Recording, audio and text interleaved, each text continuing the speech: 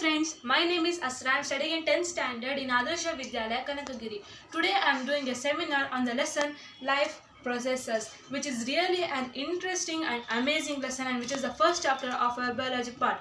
Before knowing about this life processes and the concepts, we should know what is life. What do you think? What is this life? Can you define life?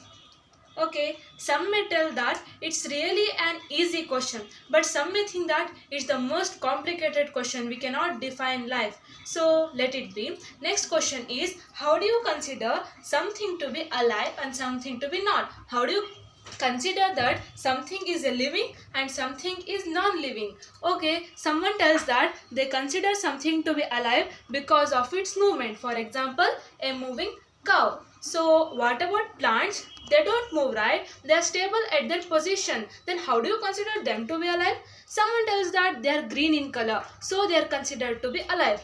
Okay, then what about non-green plants? They are not green in color, but still they are considered to be alive. How?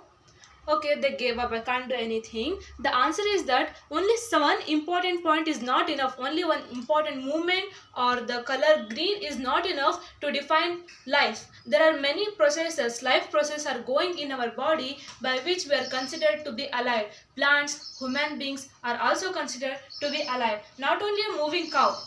A sleeping cow is also considered to be alive because of the life processes happening in it. And the non-green plant is also considered to be alive because it's moving. It's not moving, but it's growing. It is not visible to our eye, but it is growing slowly. So still it is considered to be alive. And the life processes in the plant is also going, so it is considered to be alive. Okay, I'll ask one more question, that do you consider something to be alive or not? Once again I asked them, so they told that I will give a random answer, that is the God created is the living thing and the man created is a non-living thing. Okay, it's a random answer, we can accept it.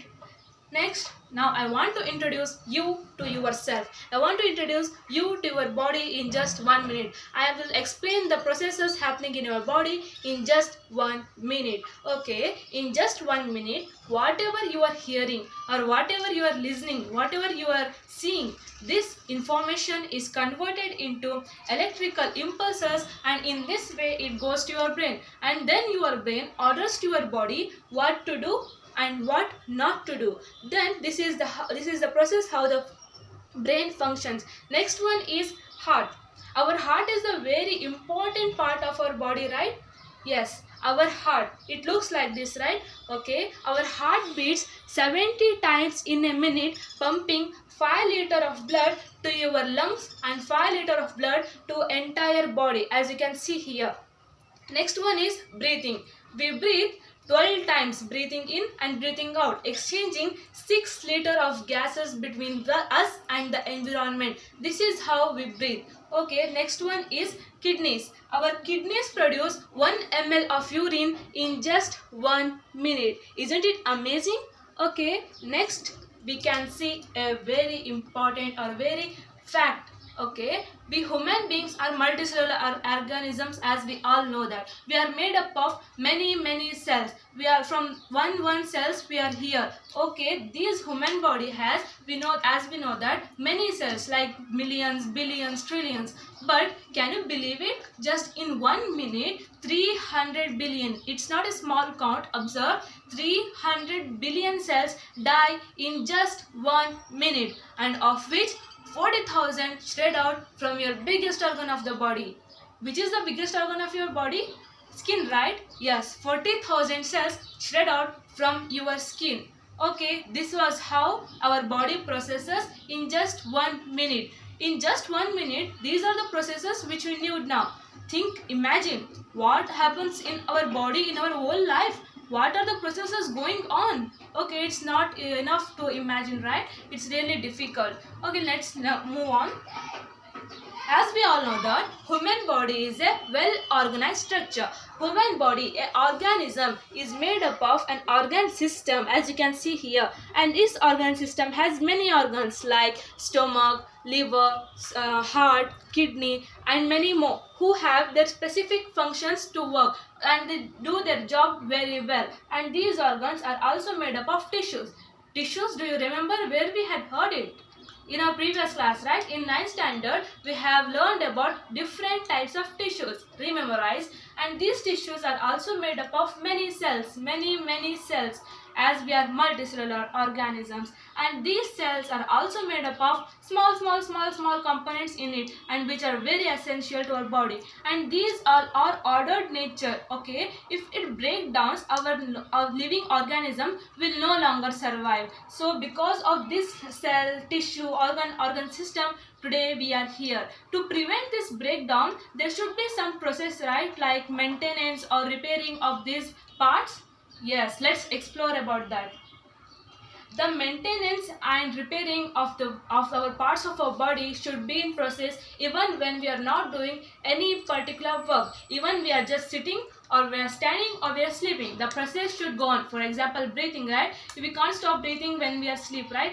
Okay, this is how the maintenance and repairing job works. And the process of all the maintenance or repairing job together is what we call life processes, like nutrition, transportation, respiration, excretion, and many more. This is called as life processes.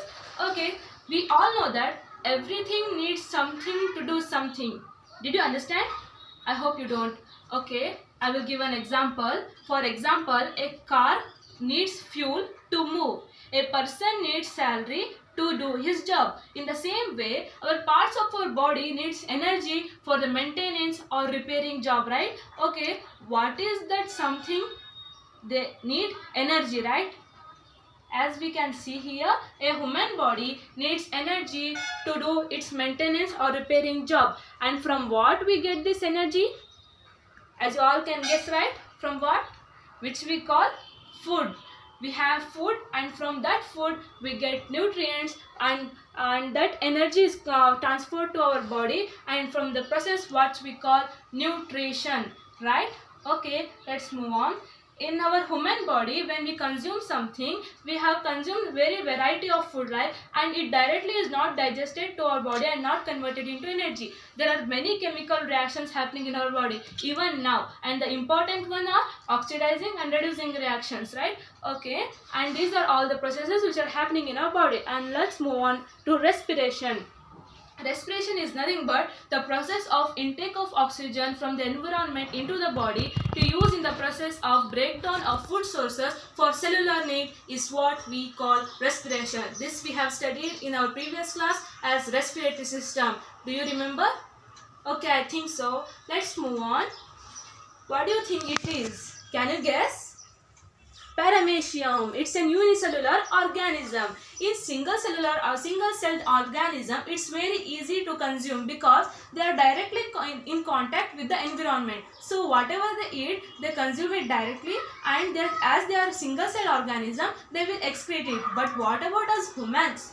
Human body is really complicated one, right? We cannot do like them. We are made up of many cells, and we have many organs. We have many parts of our body, and every part do its particular function. We cannot say that you do that job, you do that job, right? Everyone has its particular function, and that function should be done by that only, right? So then we can pose a problem here. Okay, what's the problem? We eat food from only one part of our body, right? That is our mouth.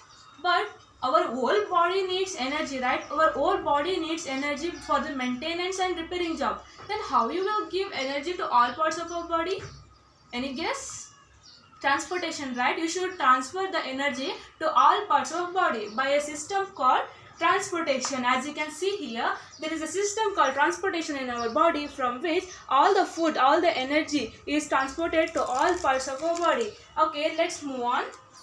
Next one is excretion process. When we eat something, when we consume our food, we create waste byproducts too, and that waste byproducts are not even useless but even harmful to ourselves. So it must be excreted very soon. So there are, in our human body, there are specialized tissue for this excretion process, and here you can see how we excrete our waste byproducts.